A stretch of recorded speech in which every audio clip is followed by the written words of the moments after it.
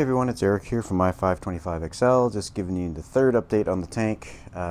First update was installing the Neuro 5 power heads. The second one was just reorganizing the state of the nation underneath my tank and doing all the wire management and stuff. So this time I'm going to talk quickly about some of the equipment I've installed and a bit of cleanup I did in the sump area. So as you can see at the back of the sump, I've tidied up the wires a bit. Here's a before shot of what it looked like, so kind of scraggly.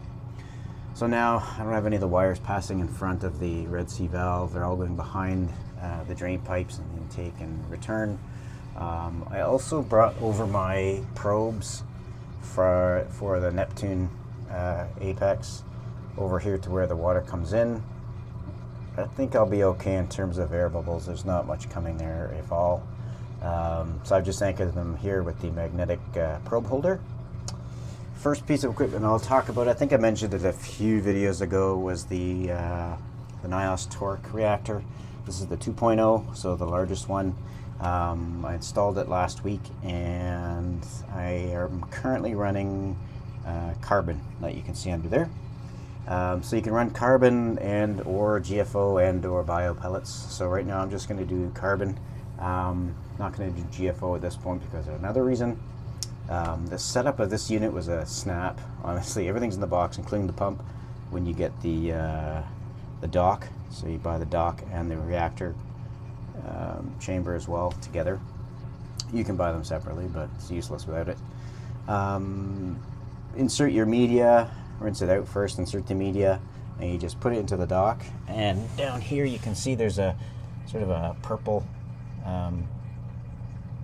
mark on the dock. Corresponds with the circles on the chamber itself. So right now it's at a low setting because I've got carbon in there and I don't want it tumbling. Obviously it'll get pulverized, but as you turn the chamber counterclockwise, it increases the flow. Only thing I would suggest maybe is putting suction cups on that thing so it sticks better on the bottom, because sometimes the whole unit turns. But then if I turn it clockwise again, it'll reduce the flow, which is what I've got it set to now, so the carbon doesn't tumble. So really, really easy to use, really happy with it. The water goes up through the chamber, out over the top. The top removes, comes off, and as well as the bottom that's inserted in the dock, so you can get to the media both ways. Water overflows onto the chamber itself. You can kind of see the water flow in there. Very quiet, so there's no noise to it. Really happy with that unit. Just keeps everything compact. Easy to change out. You just lift the chamber out and flip your media out and then insert it back in. So I've got that always running. Other piece to the NIOS family is my skimmer, the NIOS 220, working like a horse again, pulling out some skimmate for me. I just emptied that about, I think it was 4 days ago. I think that's when my daughter was complaining about the smell. Anyway, still working away, got some cleanup to do in there. And then on the other end, hopefully you can see that, that is the the Reef Octopus Chaeto reactor, the LR150. So I just put that in. I've never run Chaeto, so this will be my first kick at it. I thought I would give it the au naturel solution to phosphate nitrate reduction. So I got three, I wouldn't even say handfuls of Chaeto. There's like golf ball size probably, I think. Kind of got cheesed on that one, but anyway, put 3 pieces of Chaeto in there, really small.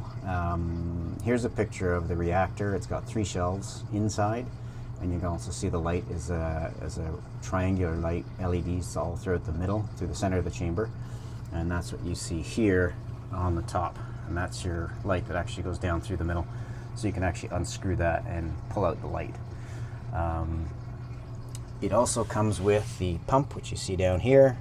So everything comes together. Only thing you need to do is add the hosing, obviously. So it comes with the fixtures, the pump, and the actual chamber itself. Back behind there, you can see that red valve just past the pump. That is how you control your intake of the water from the pump, so you can slow it down or speed it up. So I've got it fairly low right now because the Chaeto pieces I have are so darn small. So it's got a low flow through it right now.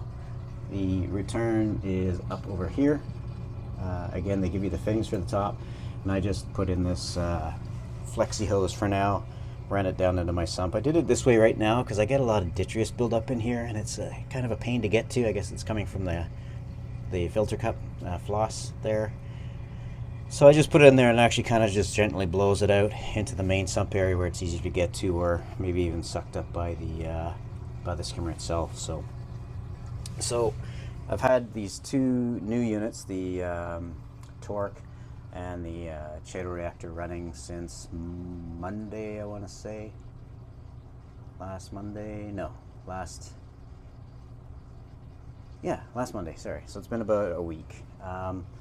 So in a couple of weeks I'll check the Chaeto reactor, see what the growth is like. But the light schedule I have on there is opposite to my display tank. So lights are on in the display tank, the lights are off in the Chaeto, and vice versa. And that's just to regulate pH, so there's no swings between the morning and evening. So that's it for the equipment update and my cleanup inside the sump. I'm looking forward to seeing how these two new units perform. Hopefully benefit my tank. Tank itself is looking pretty good. Algae seems to be at bay for now, so I'll keep an eye on that again.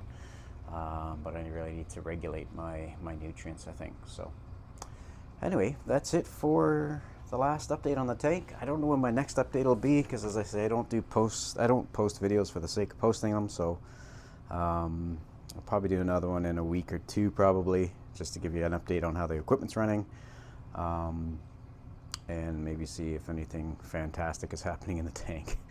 I'm not going to add any more livestock at this point, or corals. I'm pretty happy with the way things are right now. So everything seems to be stable, and we'll keep it running.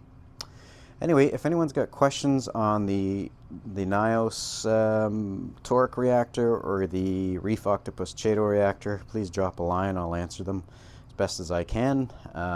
Again, it's just been running for a week, so I can't comment on durability or effectiveness quite yet, but I usually do a lot of research on the equipment before I buy it, and I liked everything I read on these two pieces of equipment, so that's the only reason they're in the sump.